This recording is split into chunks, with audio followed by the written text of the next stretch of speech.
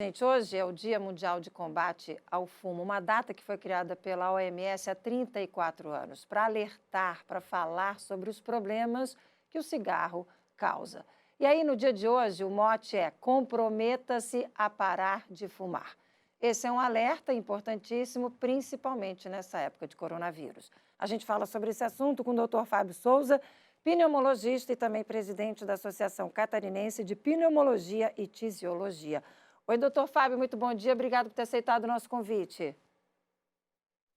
Bom dia, Márcia Dutra. Bom dia a todos. Vamos falar um pouquinho dessa data tão importante, esse Dia Mundial Sem Cigarro, esse Dia Mundial de Combate ao Tabagismo.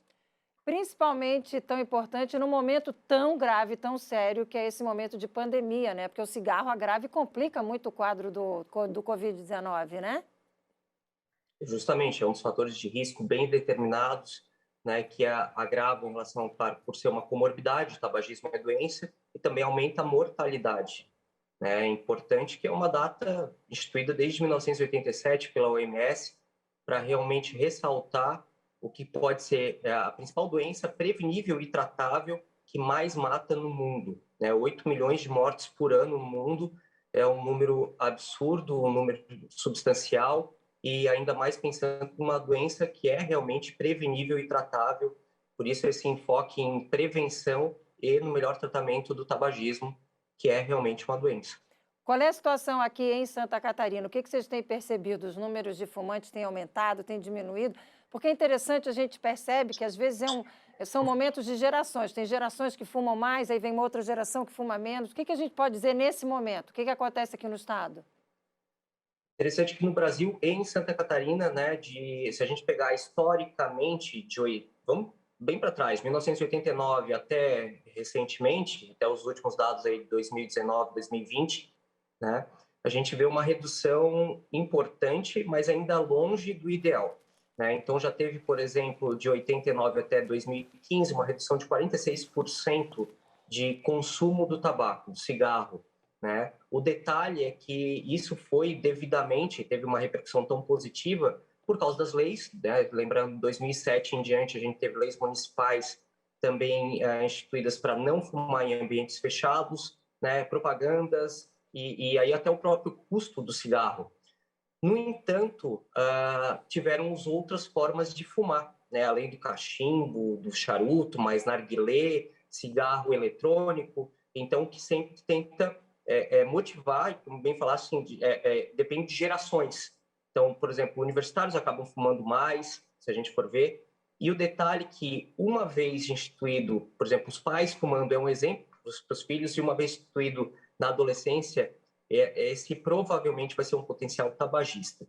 Né? Os dados nacionais em Santa Catarina, eles variam em torno de 10 a 15%, a 17% de prevalência de consumo de cigarro ou algum associado com tabaco. Agora, todos esses outros fazem tanto mal quanto? O senhor falou aí, charuto, cachimbo, cigarro eletrônico, é a mesma coisa? Depende do consumo, né, de cada um. Né? O cigarro, por exemplo, eletrônico, ele pode não só explodir, porque aquecer, porque tem uma bateria, mas ele também pode dar uma pneumonia aguda por causa do cigarro eletrônico. Ele também tem risco de enfisema, risco de câncer de pulmão. Claro que vai depender desse consumo direto. E como tem sabores distintos, então pode até fortalecer uma dependência maior desses pacientes. Assim como, por exemplo, o narguilé, tem um trabalho prévio que até o INCA publicou e divulgou muito bem, que 60 minutos de narguilé fumados, né, claro, se fumando consecutivamente, somando 60 minutos, pode ser o equivalente a 100 cigarros químicos. Né? Então, dependendo do estudo e do consumo, a gente vai ver que é substancialmente importante o risco de enfisema, risco de câncer de pulmão e maior risco de morte, sim. Narguilé virou febre, principalmente entre a gurizada, né? A gente vê muitos adolescentes se reunindo em festinhas e tal para fumar narguilé. Então, fica o alerta que também faz mal e pode provocar todos esses males aí que o senhor acabou de alertar, né? De elencar. Sim, justamente. E muitas vezes não atribuído, né, ao narguilé, ou ao cigarro eletrônico, ou ao próprio cigarro químico. O palheiro, por exemplo, um palheiro é em torno de mais ou menos 4 cigarros químicos, né? Tem em relação ao enfisema pulmonar. Então, enfisema, DPOC, doença pulmonar obstrutiva crônica, dos pacientes que a gente for ver hoje que estão internados, e perguntar e questionar, olha, fuma ou fumou, 90% vai ser relacionado a algum hábito tabágico, né? E aí, lembrando, pode ter outras situações, mas o hábito tabágico é infinitamente o grande causador, por exemplo, de doença pulmonar obstrutiva crônica também. Agora, vamos falar do mote dessa campanha do dia de hoje: comprometa-se a parar de fumar. Desde que começou o nosso encontro de hoje, eu estou perguntando para o telespectador que nos acompanha se ele conseguiu vencer o vício do cigarro, que dicas ele tem para parar de fumar. Como é que a gente pode estimular uma pessoa a se comprometer a parar de fumar? Por exemplo, o governo do estado tem algum programa, algum plano que ajuda essas pessoas a encontrarem tranquilidade ou talvez até uma medicação para conseguir parar de fumar?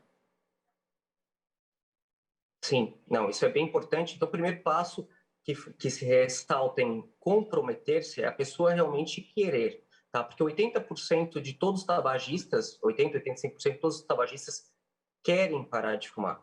O detalhe é que só 5% vão conseguir sozinhos. Então, vai precisar de uma ajuda e um acompanhamento regular para a cessação do tabagismo. Então, o primeiro passo é querer procurar atendimento ou o médico realmente plantar a sementinha de dizer os males, os malefícios, né, até a implicação das doenças, a implicação do custo, né, do cigarro e o que isso vai gerar de problemas futuros e vai reduzir em relação à expectativa de vida. Tá? Esse é o primeiro entendimento. Uma vez o paciente compreendendo e querendo parar de fumar, segue um acompanhamento, e isso acontece no estado inteiro em relação aos municípios que têm essa central de apoio à cessação do tabagismo.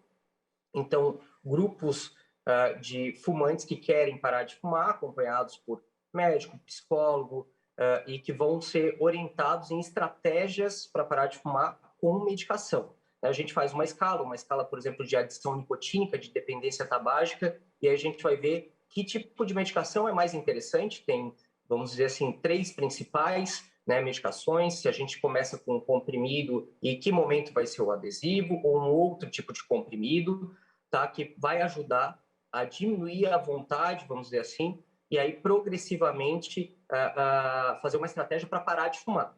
E aí, com essa estratégia de parar de fumar, ter o suporte para isso, para não ter, por exemplo, síndrome de abstinência. Quem para de fumar sem nada, de uma hora para outra, uma carga tabágica, pode ter, né, síndrome de abstinência. Então, isso tem que ser bem avaliado e para conseguir ter uma cessação eficaz e a longo prazo. Isso é extremamente importante.